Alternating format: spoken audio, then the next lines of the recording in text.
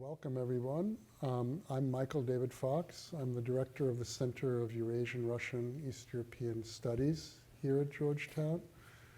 I'm stepping in for Lisa Morget-Howard, who cannot be here tonight, but you're stuck with me, and I'm glad to be here. And it is my great pleasure to introduce this special event, which is hosted by the Berkley Center for Religion, Peace, and World Affairs in conjunction with the Pulitzer Center. And we're very honored here to have George Butler. He's an award-winning illustrator and artist reporter, and his work has taken him around the world to conflict zones, areas affected by climate change, humanitarian crisis, hotspots, and he's been involved with social issues globally.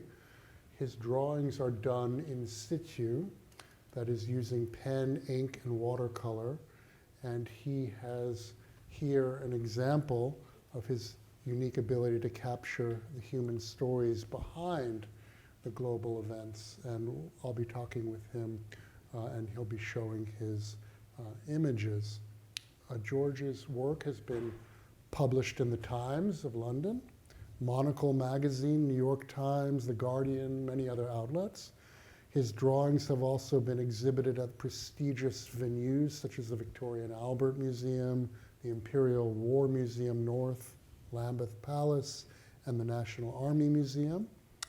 And his work in Ukraine was supported by the Pulitzer Center. And he published Drawn to War, a Ukraine journal, in the Virginia Quarterly Review 2 years ago. This is a piece that won the American Society of Magazine Editors Award in the Best Illustrated Story category. Tonight, George is going to present his latest project, which is, you can see in front of you, Ukraine, Remember Also Me. I had a chance to look at it, my copy, and it's a very moving collection of personal testimonies from the war in Ukraine. And it's brought to life by his intimate illustrations.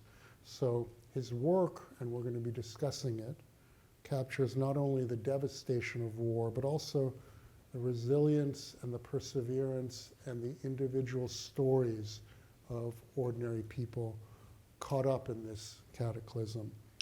So before I begin, I'd just like to remind everyone that a reception will follow this event, and George's books will be available. We'll be doing a signing. You'll be able to purchase it and have it signed. So please join me in welcoming George Butler.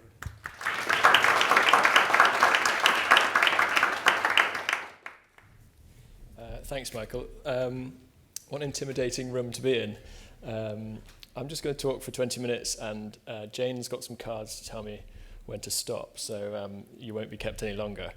But and also apologies to any students who've just sat in on the last class, because this is going to be very similar to what you've just heard. I have found that true humanity exists in the most vulnerable situations, and that these stories of family and pride and love and fear, as we know them, go untold in the modern news industry. In fact, the way that we receive our news now promotes destruction, it amplifies capital gain in before social outcome, and the more human cost of places like Ukraine and as we're seeing in the news at the moment go untold. So I hope this talk will give you some sort of hope behind the headlines, as it were. A little bit of context to what reportage illustration might be. I've been drawing in places like Syria and Yemen and Iraq, Myanmar, all those places that we hear about on the front pages, but perhaps forget when the next disaster comes along. And these are drawings that are aimed, as Michael says, for the newspapers, not necessarily for the gallery wall. I don't think of them as precious, but I do think of them as a record of the place that I sat and witnessed.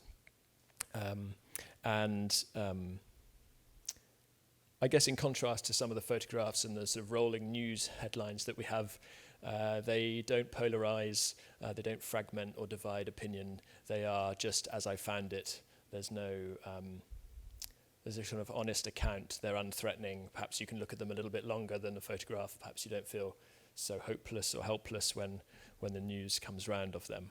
I hope that they inform a better understanding of those places. Of course, they're not a new formula. In America and in the UK, long history of recording war and medicine, great expeditions, Victorian expeditions around the world. This is a picture by Singer Sargent in the Second World War. And then before that, if we go back to 1842, it's when the Illustrated London News started. Special artists were sent around the world to document different parts of what was going on to try and engage audiences. It wasn't just because we were waiting for cameras to come along or for someone to invent a small enough one. It was the way that we told stories. And back through time, the Egyptian hieroglyphics, the caves at Charvet, and most recently the discovery of kind of narrative paintings on the walls in Sulawesi 48,000 years ago. So we've had these things for 2 decades. We're obsessed with them, can't put them down. It's even here now, I can't get rid of it. And yet, we're supposed to be more interconnected than ever, and yet we're forgetting how to communicate, how to talk, and how to listen. Even around the dinner table at home, we can't speak to our family, so even more difficult to speak to different people halfway across the world. With that in mind, in 2017, I took myself to West Mosul. The front line's the end of that road. These are cars that have been blown up by, sometimes by ISIS, sometimes by on purpose to stop people using them for car bombs. And I was embedded with the Iraqi army. We were taken, sort of embeds a kind of work in a very weird way. You kind of get to spend some time with a unit and they show you what they're doing in the war. So they're very proud. We were with a special forces division trained by the Americans. You guys are very good at that. And they were guiding in missiles. That machine at the back is a laser point that you put on the place you want to blow up, and it comes in from the sky and blows it up. Anyway, we were taken up onto the roof. There's a low wall. It was me and a couple of cameramen. We creep up onto the thing, keep our heads down. There's a general sitting there. He seems very relaxed. He's having a cup of tea, smoking a cigarette. He's got this pair of binoculars. He's looking out across the city. He's got a little roof above him to stop the drones, ISIS drones, seeing where he is. And in amongst it all, I'm trying to work out what's going on. It feels quite kind of kinetic. In amongst it all, there are these soldiers sitting around, and suddenly the general says 10 seconds. And the cameramen put their cameras on the walls. They press record. 5 seconds, 4 seconds, 3, 2, 1. And this missile comes in from the sky, sort of a godlike act, blows up a building a few hundred meters away. We duck behind the kind of wall as the dust comes over. It makes this kind of impressive mushroom cloud, the ones that you've seen on the news. And of course, that is the moment that is recorded and distributed by CBS, BBC, around the world. And this moment that I sat and drew has, I guess, never been seen since, really. In fact, the drawing is in my studio in South London in a drawer. In fact, I haven't even seen it since. So there was this real disconnect, I found. It felt that there are many truths of war, and yet we only saw one of them. It felt impossible to convey what was happening in that part of the world through this narrow spectrum of the modern kind of news industry. And although it's full of brilliant individuals who do it, it seems that the story is lost along the way. It becomes fragmented, hurried, piecemeal, overwhelming. And so I guess my mission, self-appointed mission, is to be deliberately slow, to stand in a kind of, I guess, romantic way in different parts of the world with a pen and a pot of ink, and record what I see in front of me. It's analog, it's not digital, and I guess I'm trying to prove that formula So I'd be interested to hear your questions at the end as well. The idea is to offer an alternative. It's not a replacement for the way that we receive our news, but it is an alternative. And I most recently did that, as Michael very generously introduced, in Ukraine. This was a lady called Madame Olga. I met her in her 4th floor apartment, top apartment in the building. She was too frail to get down the stairs when the air raid sirens went off, too frail to get out of bed. And when I met her, initially she thought we'd come to take her away from her home, and she wanted to spend the time that she had on this earth in Ukraine. And that's a very familiar, popular story with the older generations in Ukraine. And she was very confused about what was going on. But in this moment of clarity, she looked up and said, "If you be quiet, I will tell you the story from the beginning." And she did. She was born in 1923. She was taken to a collective farm with her father. She survived the Holodomor, which was the Great Famine, killed 4 million Ukrainians. When the war came, Second World War came, she was taken as a sort of slave to Dresden, where she worked for a German family. She was fed worms. She escaped with her friend.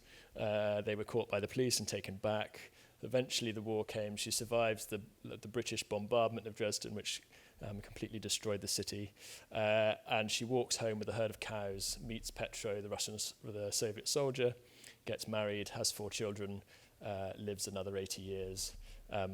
And it felt very moving to be able to sit with her in her little bedroom.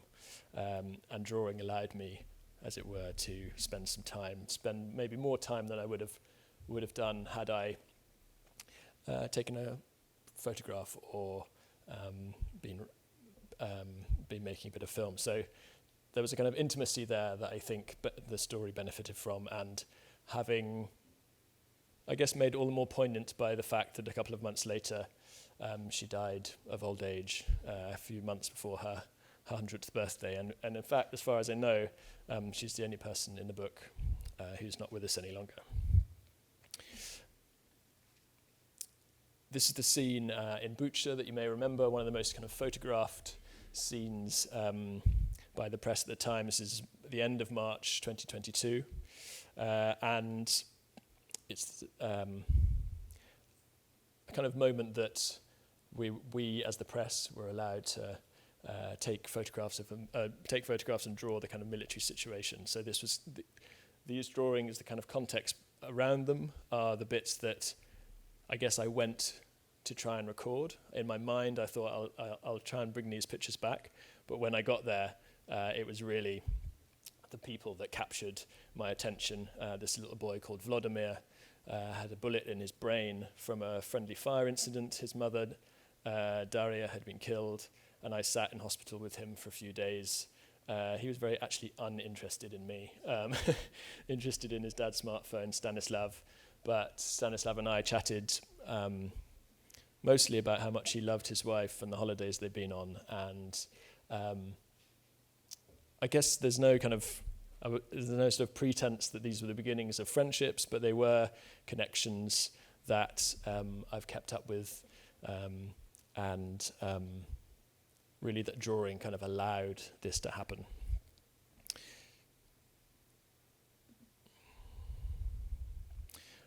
This was a scene in Odessa, a kind of scene braced in March 2022 for the arrival of Russian forces from the kind of ships waiting out in the Black Sea, and in the middle of it, a coffee tram with a girl, Eliza, 17 years old, serving anybody who had stayed behind.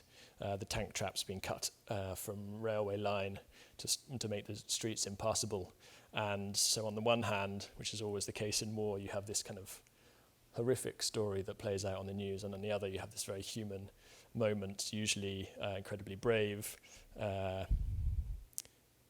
And those two are at constant play, I think. And I think the imbalance has just been that we focus too much on that kind of headline sensational stuff. And again, that was the case in Kramatorsk on this morning in March 2023. Very familiar scene for anyone who's been in Ukraine recently, but a Russian missile hit an apartment block. You've probably seen it on the front pages. The whole of the front of the building's missing, the belongings are everywhere, everything's burnt. The lady, that dark figure at the front here, was collecting her stuff. People were sticking cameras in her face. She had soot around her nose. They wanted to take her testimony. And it felt like I was part of that. I wanted to draw this scene. I felt like you might be able to relate to that. It was war as we kind of imagined it. And round the corner, I was working with this brilliant Ukrainian fixer called Dzvinka, and she was just quietly chatting to this man Petro. And in the attack, same apartment building, books had been blown out of the side. Someone's library had been ejected through the window. And maybe they'd stacked them up to stop the glass being blown in. And Petro had wandered by that morning and decided that he should collect the books and put them in piles. He described it as kind of food for the soul. He asked me, questioned me, what would I do if I walked past and found a loaf of bread? Would I carry on walking? And it was, I guess, just the part that stuck with me more than perhaps the burnt out building around the corner. And then there are other kind of incongruous moments that come across in war. This is Oleg. He was a mixed martial arts football ultra, so kind of hooligan fan of the kind of highest denomination. He told me about how he arranged fighting in the woods at the weekend between other teams, and when the war started, they joined the army together. And here he is, sort of sharp haircut, but with his guinea pig almond that he's been given by his girlfriend. And I sort of couldn't believe that he was going to sit there the entire time and appease me with his guinea pig, but he did. His mother was an English teacher. She was helping me translate some of the stories, and he then became one of the hospitaliers, which is a kind of volunteer organisation getting people back from the front line. This is a scene that you might remember. That moment in Bucha, the exhuming of bodies from the mass graves, the moment where the world kind of concentrated on perhaps what Ukraine had been saying that the Russians had been doing for the last month in that part of the world. And the front is civilians being lifted out on a door frame. At the back, that dark mass is the residents from the village of Bucha waiting to see if there's any news of loved ones that they had lost in the weeks before, laid out on the front, outside the front of St Andrew's Church. And then all through the book, I keep returning to them, different characters that I guess captured just drew lines under the kind of stereotypes that I thought I was going to meet. This was a lady called Lisa. She was 26. She worked for the space agency, and whilst her friends were either not in the country or working, or some of them DJs, some of them artists, she stayed up each night. She did the night shift, taking photographs from space of the different Russian positions and giving them to her bosses. And at the end of the interview, of course, like the best bits always happen when you turn off the recorder, but at the end of the interview, we were just like sort of small talk, and I said, "Are you married? Have you got a partner?" And she grinned from ear to ear, and in a sort of stage whisper, she said, "No, I'm gay, but you can't tell anybody because I'll never be promoted." And we ummed and ahed about this for ages, and eventually I get a message on Instagram saying, "Please, this is very important to me. You must use my full name and my orientation. I'm not interested in the army anymore. It doesn't matter, who knows." So there's very kind of real life situations from Ukraine that are still at play whilst the lives and the society continue despite what's happening at the moment. And I think very easy, as we stand kind of in this library halfway around the world, to forget that the stories in the book and the stories that many of you know already continue literally this minute. They carry on. As I said, the only person who's not with us anymore is Madame Olga, so all of those stories continue. This is an artillery unit I drew. Spent the day, that was quite a sort of kinetic day that we arrived. They'd been shelled that morning. We were kind of ushered down into the hole that they dug. One man remained asleep the entire time, but the others were just high on adrenaline. Their eyes were wide open. And every time I tried to draw, they said, hurry up.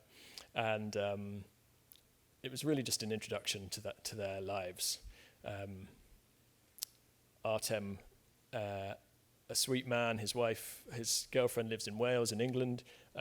He was running a jellyfish museum in Kyiv, and this is a kind of ongoing joke amongst the fixers that I had, and translators couldn't understand why this mad man was trying to run a jellyfish museum, and yet when he spoke about it, it was so moving, this kind of, the moment he described as that people could get away from the war for like 5.5 minutes perhaps, and just watch these kind of alien forms that have been on the earth for so long and will be on the earth for much longer.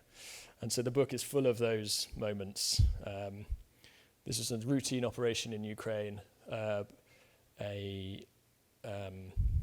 neurosurgery carrying out in Kharkiv, a man named Dennis, who I never got to meet.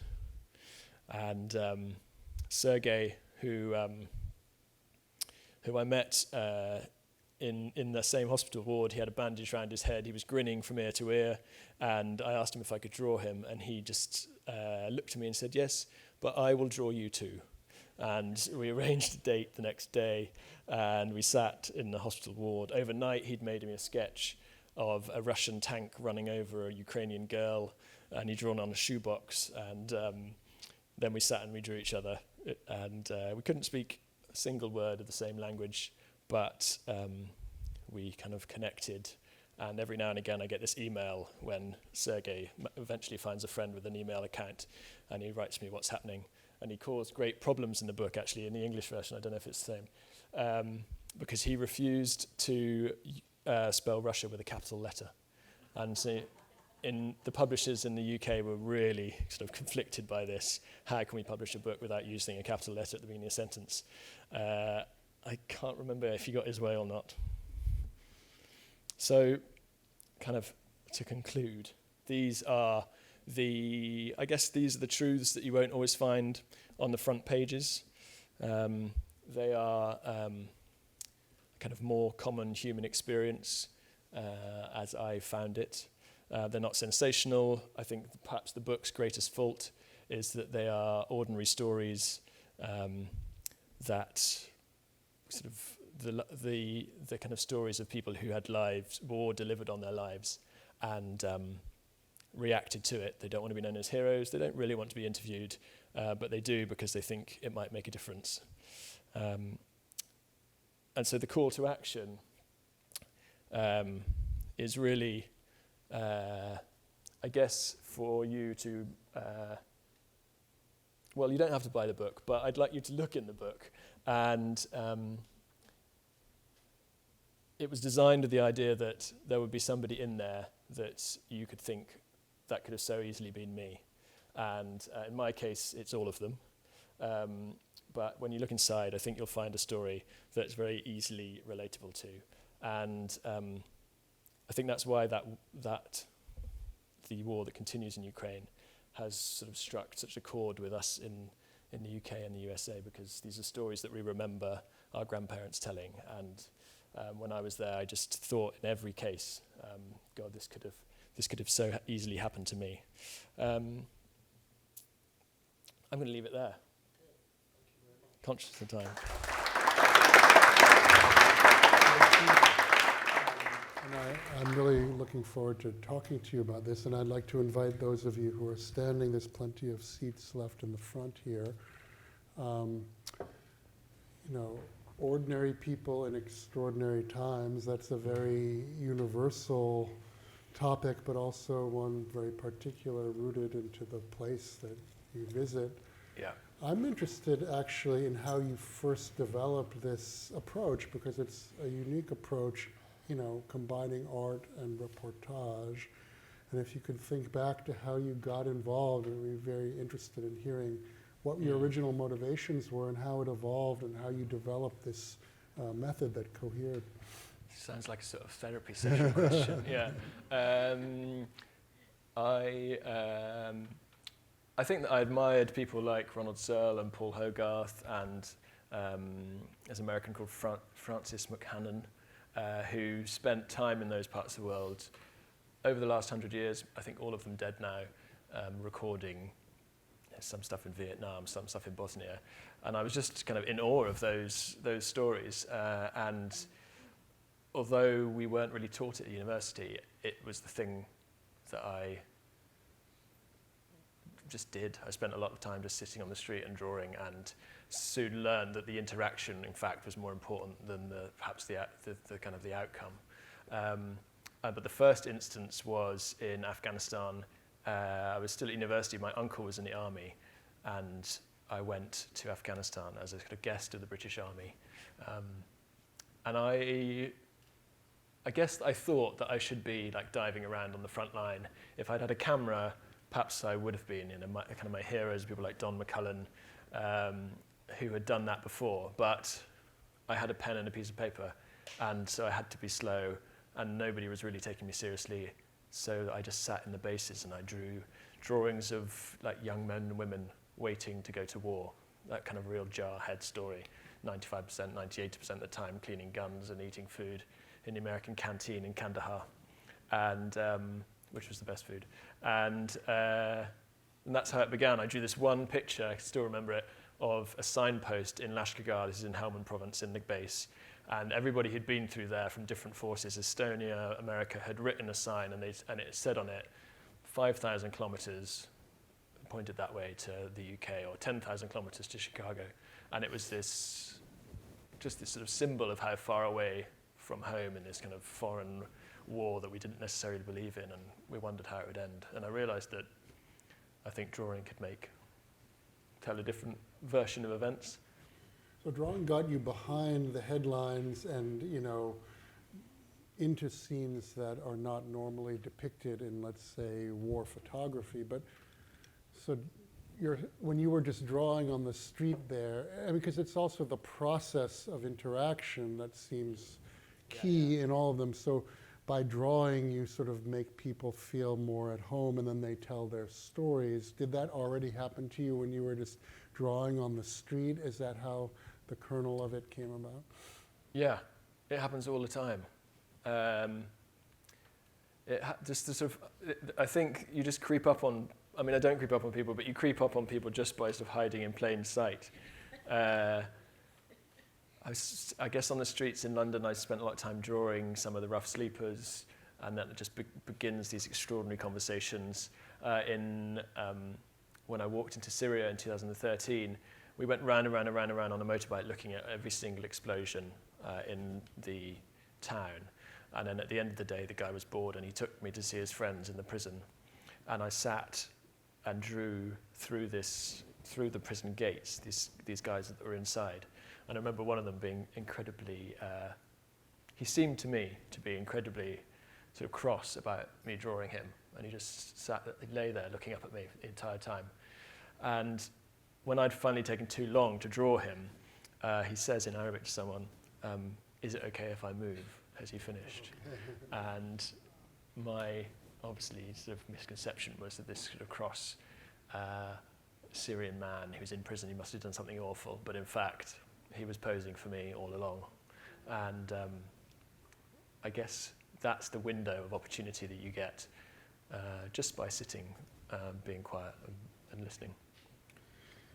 So just one more question before we get into Ukraine, but I'm still trying to figure this out in my own mind, that the art, your models come from much earlier periods, right? Because many people tell sort of the stories of ordinary people in war, but to combine the art, the illustrations with that, your models are from, you started out with World War II and then even the 19th century. So today, most people who do art in journalism are doing, like, say, court photography, court when you can't bring a camera into a court, they do the sketches. But so just the combination of that, where did that come from?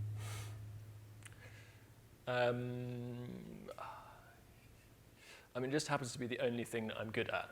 So that is why I've come at it like that. But I think that the faster we get and the less time we have to look at our phones, the more important it is to be slow. And I think that, as I sort of said in the talk a bit, there is this like obsession with these metrics now of likes and pokes and follows and tweets and snaps, and that's really taking us down the wrong. We're using that as a measurement of interaction, and yet it's taking us away from being able to communicate.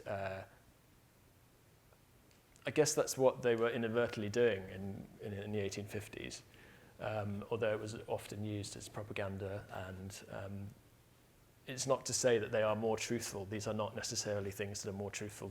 These drawings could not exist in a court of law. They're not evidence, and yet I feel when you compare them to the way that we receive our news, which we consider now as manipulated or run by some very sort of wealthy, rich white men, or delivered within a very small number of words, or not really read in a rush, I think the drawing can hold just as much weight. Interesting.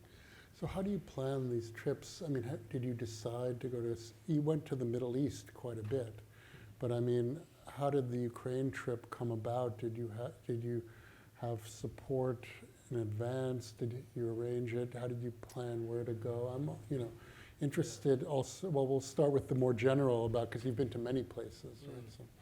I think anything goes, really. I mean, normally I try and get people involved, commissioning editors. There has to be some sort of reason or legitimacy for just turning up in places like Ukraine and Syria and Tajikistan.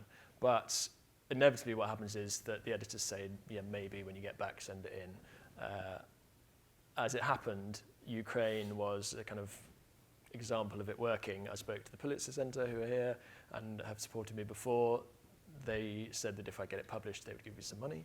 I spoke to a German magazine, Süddeutsche Zeitung. They said they'd run some words on it. I spoke to VQR, Paul Reyes there. He said we might do an essay. And as that kind of developed, I was on the bus from Romania to Odessa. So when exactly were you? You were there twice, am I right, or more? Yeah. So the end of March 2022.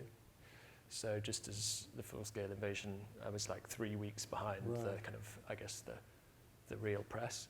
And then a year later, I wanted to try and go back and a year later, okay, kind of follow the stories that I'd started and give more time to that experience. I was really interested in the work of Svetlana Alexievich. Yes.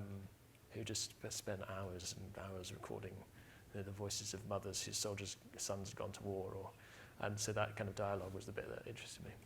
This is the Nobel Prize winner from Belarus, who's done a lot of historical work, which is very interesting, connecting to the present day. I was also thinking about Vasily Grossman, who's a great war reporter of the Soviet on the Eastern Front, and of course he had to write for the Soviet press, but his notebooks have been published, and he's a writer, right? So he brings this artistic sensibility to his encounters, and he's also interested in the sort of telling and odd detail. So I wonder if you were... I should be interviewing you about this, Michael. Yeah. I don't know his work, but... It's been translated into English by Anthony Beaver. I just wondered, because it struck me, because he has this famous phrase about the ruthless truth of war, and you talked about many truths of war, so it just struck me you might have been adopting Grossman, but yeah, Alexievich makes a lot of sense too. But you were there, like, to go back to the first period of the war. I mean, like when wars, I just wrote a book about World War II, and I wrote a whole chapter on the first months after the German invasion of the Soviet Union in 1941, and one thing that was there is that people's people are not expecting this for one thing, and then their lives are overturned, and there's a lot of rumors going around. So I wonder, are there differences that you saw between, like, once the war had turned into, there's a certain routine, right? Yeah, definitely. Yeah. No matter how horrific it is, war is sort of routinized after a while, but then you could compare it to the first part of the war. Yeah, so that when I arrived, with loads of other press already there, the fear is, the kind of the fear, I guess, is the bit at the beginning, and lots of people leave. There's this kind of real irrationality, there's great paranoia. You think that every time the siren goes off, it's going to land on your head. And then I think in Ukraine there was this like unbelievable resolve, that kind of, and hope and drive and what it meant to be Ukrainian, and that was pulled together really because there was no alternative. And so that those months when the Russian army was pushed back out towards Belarus and across to Sumy and out into Kharkiv, there was this kind of real kind of spirit and hope that it could all go well, which, as you say, a year later, I sort of naively assumed that I would go back and the stories that I had sort of interacted with the first time would have moved on, or they might still feel, pleased to see members of the press, and yet the kind of novelty of press has sort of gone. Nobody really wants to talk to you. There's this realization that the aid may or may not be coming, that their fate is in their own hands. No one's really going to help. There's no shortcut to it. And I think we're in that pattern at the moment.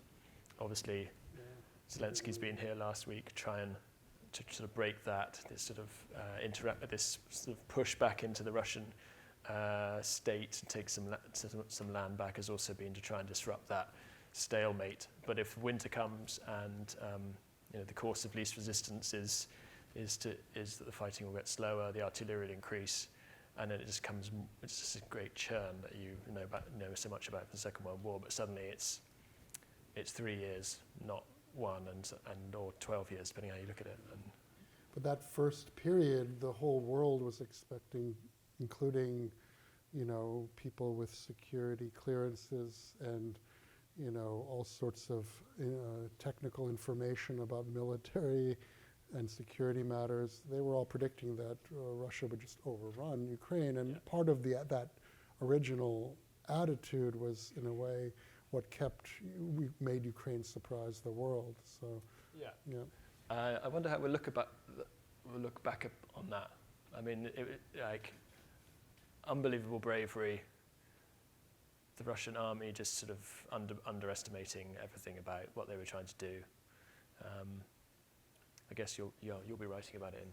Well, I mean, one thing that I think fooled Russia and the coterie of people who planned the invasion, but also maybe caught Western experts by surprise, was that things so much had changed from 2014 in Ukraine because of the war in the East that had, in a way, they talk about the full-scale invasion because the invasion had already begun. Did you ever encounter anything about the war that had been already simmering from 2014? No, only that I know it's sort of a bone of like great contention whenever we in the West talk about the war in Ukraine, and you say, well, when the war started, and all Ukrainians look at you and go, it started in 2014. And so in many ways, I think it's just an extension of the same thing. And I remember at the time Zelensky saying, which is kind of very poignant, like you didn't realize, you didn't know when World War II was starting either. This could be that, and it still could be that. So there have been so many twists and turns in this war, sometimes even month to month. But now, so to go forward to the second visit, right, when it had already become a grind, which has become even more so now, and position is even deteriorated. But in the preface to this book, Ambassador Makarova, who's the Ukrainian ambassador to the U.S., wrote that this book helps explain the resiliency that sort of took over in this middle part of the war. And so I wonder if you could talk about where you saw that and how it manifested itself in sort of individual Yeah, stories. I think that, a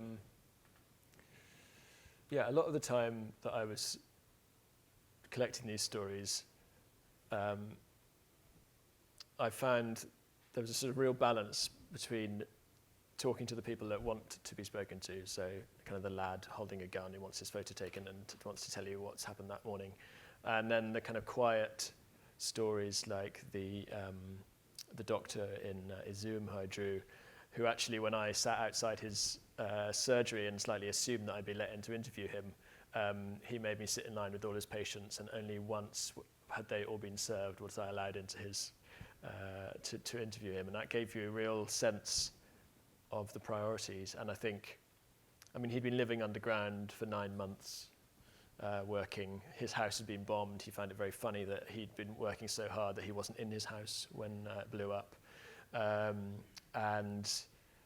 These are the beginnings of resilience, but also like not forgetting that you're left with very, very limited choice in those situations. You decide at the beginning, before you know what's happening, to stay or to go, and there's no right or wrong decision. You decide whether you're going to take a bag full of stuff, you're going to come back in a month, or whether you're just going to take the stuff that's in your car and your passport and some cash. You have to decide immediately whether you're going to leave your family behind or take the female part of the family to Poland and come back, and vice versa. They have to decide whether they're going to leave their sons behind or not. So it's all this kind of lack of choice. Like in history, I think we always record it as because the people were alive that spoke to us, and they made certain decisions, and they sound heroic and exciting, but actually they don't always want to be known as heroes. They just would love to go back to how it was before. I found they were just talking because they thought it might make a difference, and sometimes it did, and most of the time it probably didn't. So war constrains the choice and the agency that people have, but sometimes they make this instantaneous decision, and then it leads them, that flash decision that they made then leads them down a certain path from which there is no return. Yeah, and I met some I think that one of the things we talked about at the Ukraine House this week was the role of women in this role in the war. Suddenly there's that part of society that are kind of promoted, if you like, some to fighting roles as well. There's a woman in the book called Yara, who's 26. She's in a combat position. She lives with her husband on the front line. I can't remember your question or what I was talking about, but this choice is being constrained or determined by this kind of conjuncture, that turning point. So in a way, you're getting at these great historical moments, right? But then you're depicting the ordinary people and the ordinary situations in them. I think, and this is very much a first draft, like it's a sort of eyewitness account, which we'll look back on in different So it's lens. A snapshot in a way. But in a way, you want to kind of counter the relentless pessimism of the ordinary news, which is focused on disasters and dangerous things, right? And you're getting at a human dimension that in a way gives a different side. But then you're also dealing with war, which is inherently pessimistic, and it's going on, and Ukraine is in worse and worse position. So I wonder how you reconcile those. I think, so normally what happens, is I might make a kind of crass comparison, but I sit with somebody and they tell me this sort of horrific story of what has happened, and it is sad. It makes you feel sad and cross and very close to that person. It makes you want to help. And then at the end of it, they say, come and meet my son, or here are some family photographs. This is my father, come and see the shop. And so it's, for me, as the sort of news recorder, I get like a window into the story, and then I'm in a very human way. I'm made to sort of feel more comfortable. And I told this story in a book about a lady whose son had been shot in Bucha for smoking a cigarette in front of a Russian, and at the same time, her other son Alexander is frying like meatballs in the thing for us to eat and make a cup of coffee. So there's this kind of you're allowed for it not to be traumatic. I'm very aware of what they're telling me, but I'm also hiding behind my drawing board and trying to be professional or trying to ask those kind of journalistic questions. Well, in a way, it's restoring the notion that war, no matter how horrific, and we see it as something completely alien, right, sitting here, but it is a part of human existence because it's going on every day somewhere in the world, right? So you get at that kind and we of happen issue. to be disgustingly good at it, yeah.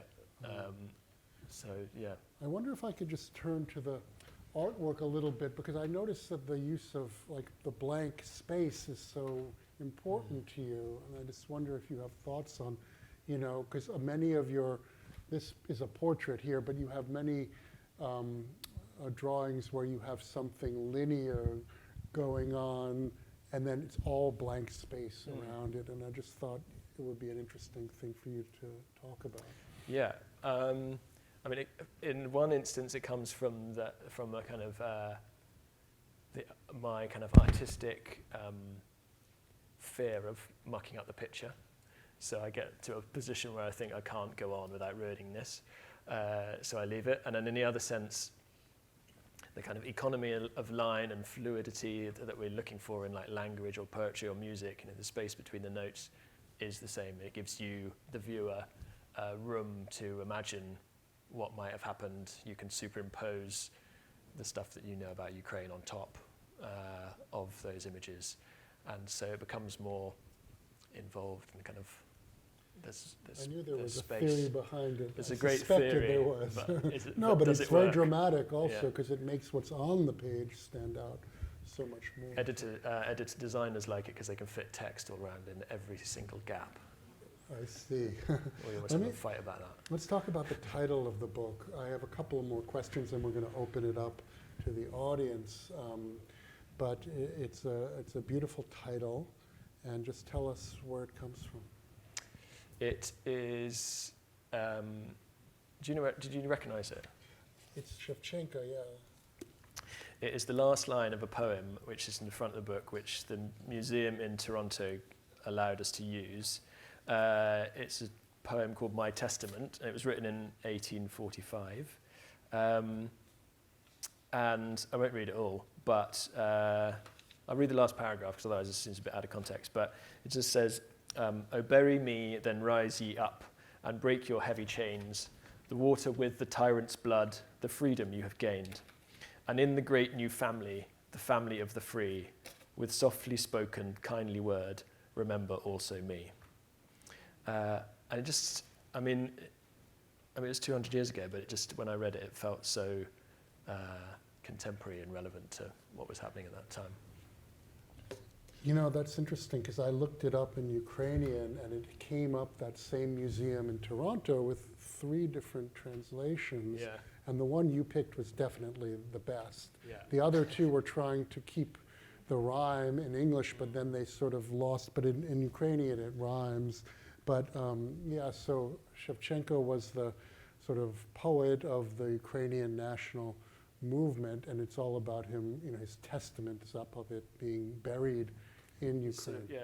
I hope I get this right, but it's such he holds such significance in Ukrainian culture that on his birthday, the Russians dropped many, many more bombs on Kiev than they normally would. And then the other thing I learnt about the translation, maybe everybody knew this, but apparently when you translate something a second time, it has to be significantly different from the first translation. You can't take parts of the second translation. Oh, I didn't know that. So that's why they get progressively, so they are very they get different, progressively actually. worse. Yeah. That's true, but this one was the best. But it also talks about, the whole poem is also about war, right? Because it's about blood and enemies comes into the poem, and then it's all about being free. So I do think it really did fit the bill here. I just think that there's all of the, I know these 25 people or so, I know some that I've already forgotten, they could so easily be left out of the history just because we'll focus on other things. So there's such ordinary lives that we won't look at them again. I want to just end here by talking about the Superhumans organization in Lviv, because the proceeds for this book are being donated to Superhumans, which is involved in prosthetics and reconstructive surgery for Ukraine, and it's a very interesting organization. So maybe you can tell us how you got involved with Superhumans and what they're all about. So some of the proceeds from this book are going to Superhumans, which the publisher has made a donation to. Some of the proceeds of the UK edition went to a charity called Legacy of War, who are working a lot with women's groups in Ukraine. And I was struck by the Superhumans work because I've spent some time raising money for prosthetics in Syria. I've stood in those like prosthetics units where there's people waiting around for new limbs, and still the only way really is to make a mold of the end of the stump and then cast it in plaster and then use whatever technology you want to fit to it. But it's still quite a sort of primitive thing. You might have tried it in your sculpture sort of department at school where you make a mold of something. And their work is, really the beginning of it is putting a leg on someone, and then the rest of it comes from the psychosocial support, getting people back to work.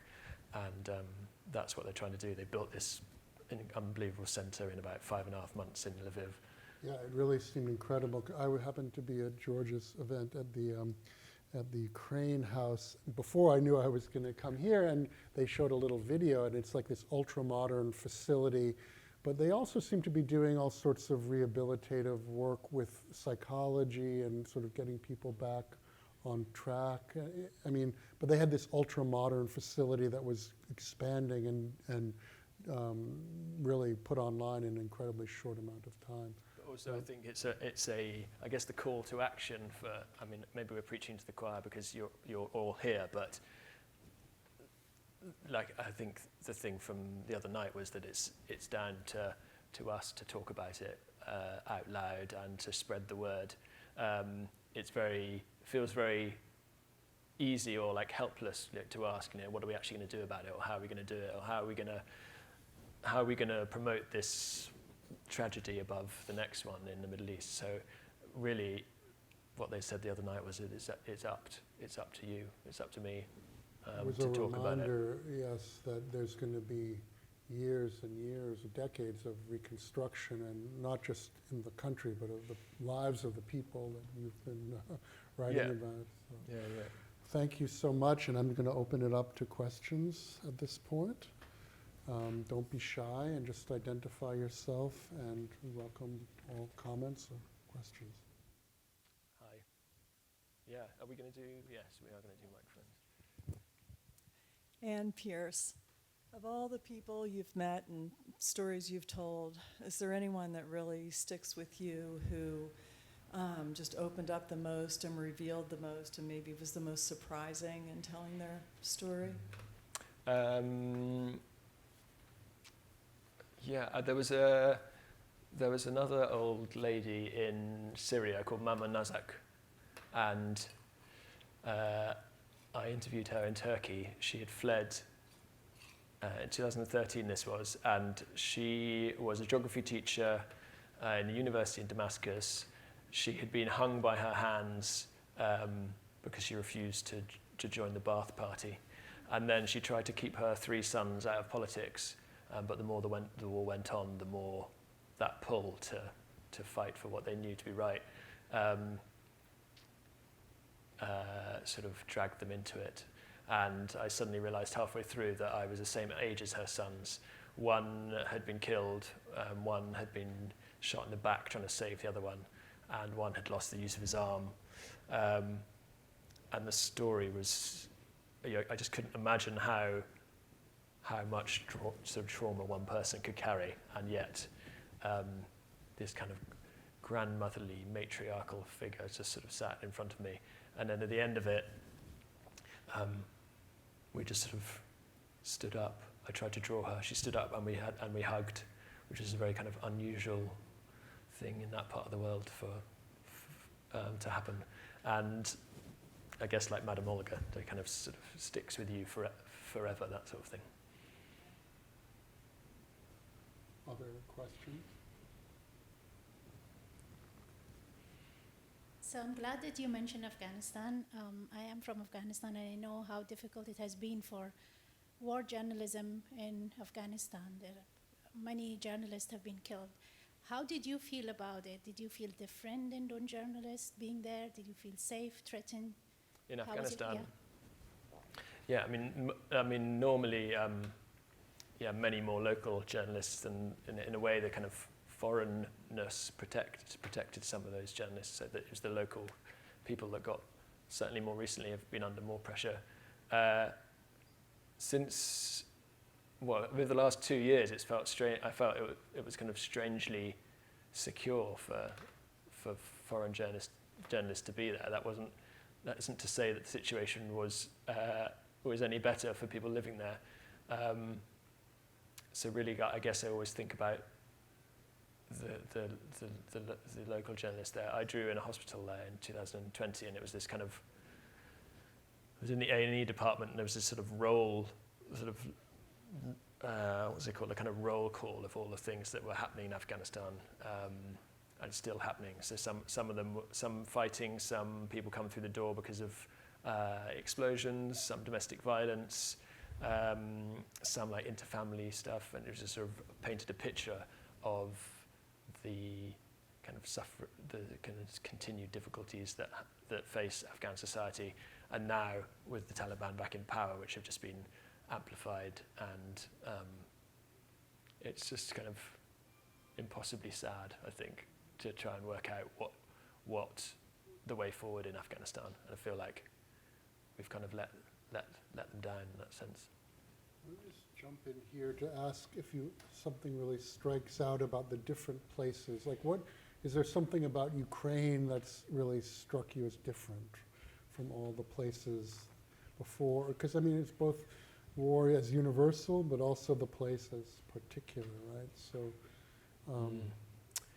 I don't know. I think everybody always wants their war to be the kind of most. I don't know what they want, but I think the sort of timing of my my sort of interaction with Ukraine was in northern Syria. It was very easy to feel sorry for people who were kind of being betrayed by their government, and they were being shelled, and they had no real kind of way of responding. But in Ukraine, I felt there was this great.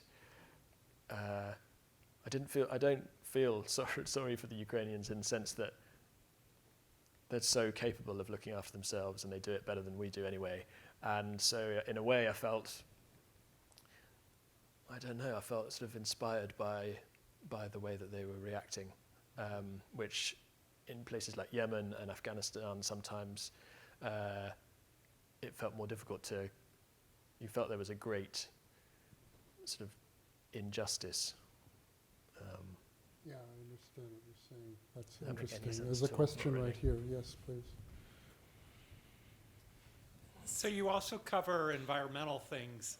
So I presume you're covering floods, fires, the whole shitload of stuff from the environment. How do you not be depressed? How do you keep your That shitload of stuff. enthusiasm up?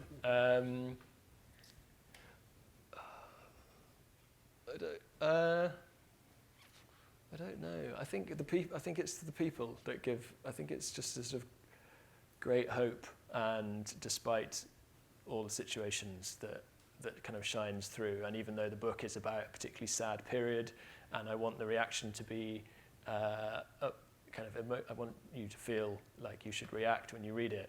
I think I just can't come away with not feeling positive about it.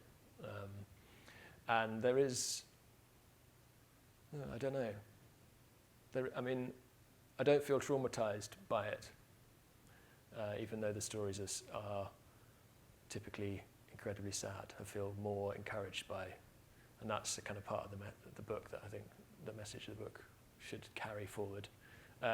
From a climate point of view, I think that's more difficult to feel positive, but yeah, from the war point of view, it is. Other questions? Yes, in the back, right here. Hi, thank you so much for being with us. My name is Yulia, and I'm a student here at Georgetown. And you mentioned that a lot of the people in Ukraine spoke to you because they wanted their story to be heard and they thought that that could change something. And so I'm just wondering if you could speak a little bit about the reactions to your pictures, to your stories, to your book in the West. Were there any backlashes maybe, and kind of, or did the public perceive this the way you thought it would be perceived and the reaction that you expected, or a little bit different? Thank you. I think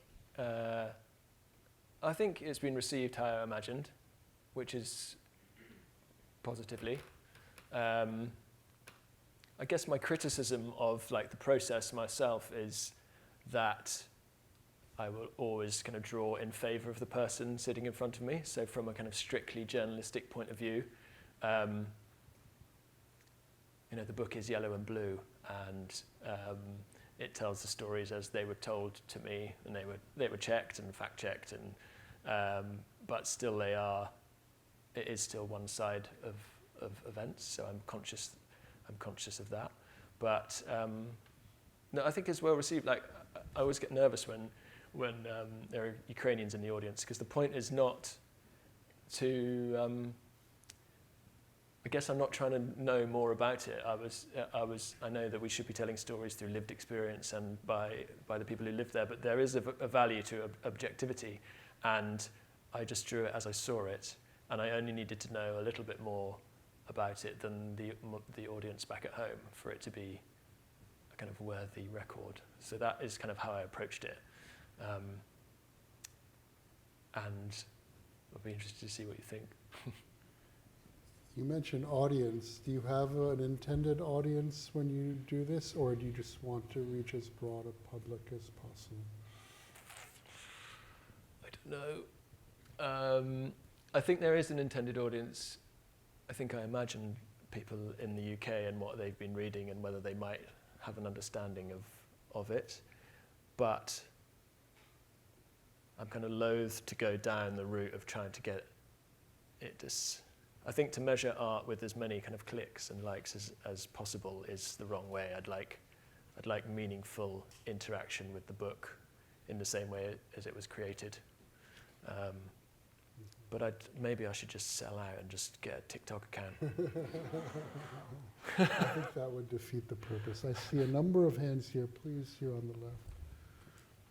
I think as you've expressed so beautifully, it's the strengths and resiliency of communities and their stories that you've shared so powerfully. And I'm so grateful for this event, and several of us here happen to work with one organization, Church World Service, that is working with individuals who now are here in this place and resettling in amidst an environment in this country, as in many others, that is so often less than welcoming. I'm just curious if you've had any yearnings at all to use your gifts to tell stories of individuals who are restarting, trying to find hope again in other places, in the US and UK or elsewhere where the environment is often less than receptive to them. Yeah, you sort of put it better than I'll put it. But I did a book. The first book I did was 12 stories of people who were moving around the world, trying not to call it migration or immigration, but they were economic migrants in Tajikistan going to Russia, or Iraqis coming across the kind of Baltic route in Europe. And each story tried to dispel one of those myths that, they're coming to England to use the NHS or they'll never go home again. And really, I guess my takeaway from it was that it was the lack of choice, and it was a choice to come to leave and to try and make a better life, but that it was never the first choice. And often, I'd be interested to know the people that you're like working with, whether I suspect they all think of Ukraine as home. I suspect that they hope that they will be back there sooner rather than later, and so you're kind of your life in the new place is in limbo. I've got these great friends, Kareem and Nadine, who live in London, Syrians, and 10 years later they were saying that they suddenly realised that their life was not going to go back, and they'd been waiting to have children in Syria, but if they didn't do it now, they were never going to do it. And those are like very real choices that I don't think we could ever really imagine, even though we work closely with and are welcoming. These are the choices of Afghans and Ukrainians and Iraqis and others in different parts of the world at the moment. Other questions? I saw another hand on the side, right here, yes. We'll come to the right in a minute. My name is Sofina, and I'm also a student here at Georgetown. And I was wondering, you mentioned that you wanted to go back to Ukraine in a year and kind of follow up on the stories that you've already learned about. How do you stay in contact with those that you've interviewed and gotten to know? If you mentioned that, for example, the guy in the hospital, he finds people with an email to email you. So how do you maintain contact with these groups? Yeah, I mean, Sergey is an outlier. He's not very technically capable, but Telegram, Instagram, WhatsApp, like young Ukrainians are all over all of those things. Communication is what they do kind of better than anyone. So that's in a way easy. And yeah, really the purpose of going back is to give everybody a book. I just need to justify a trip to somewhere that's dangerous to do that. I guess the secret promise when I'm making these drawings is to share them with other people. And so it's kind of a great relief when the book was published, or if they're ever in a newspaper, to know that I kind of said to Volodymyr or Sergey or that I would share the story. And I think that's kind of when there's some kind of relief comes with, when you talk about the kind of trauma of it, like it's quite nice to share it. That feels like a weight is taken off. So are you able to get the books back to the people that you wrote about? Yes, I am sending like 4 boxes back, and then I'm going to somehow get them across country. I saw a hand on this side of the room. Yes, please, on the second row. Hi, my name's Holly. Thank you for this beautiful work. I'd love to hear more about the perhaps tensions between being an artist and illustrator and the so-called journalistic objectivity. And I can imagine there's not a clear line between those things. So if you can speak a bit more about maybe that blurry space between quote-unquote journalism and maybe artistic interpretation. And maybe as a follow-up, if I may, sorry, if you can speak a bit about some of your maybe artistic choices, and for example, to what extent when you're interviewing people or when you hear more about their stories, how does that affect how you draw them? Yeah. So let's start at the end of that. I think the time that I think that I'm doing the best work is usually the other way around. So once I've heard someone's story, I guess it becomes so much more difficult not to make a drawing of them. You're so like emotionally engaged with what they've said, and there's nothing more kind of focuses your brain better than when somebody's sitting in front of you waiting for you to do the drawing. They're going to look at it at the end. They don't want to be offended. You don't want to offend them. So there is that kind of relationship. You know they're going to see it. And as I said, I think the biggest criticism of it is that I know that I'm biased in favor of the person in front of me. I want to do justice to the kind of honesty of what they're saying, and that's why the words in the book are all their own. I haven't kind of paraphrased or cut bits out. There's one story by this lady called Nata. It's 14 pages long from Mariupol, and she wrote it out. And then she wrote it out, and then she read it to me via a translator.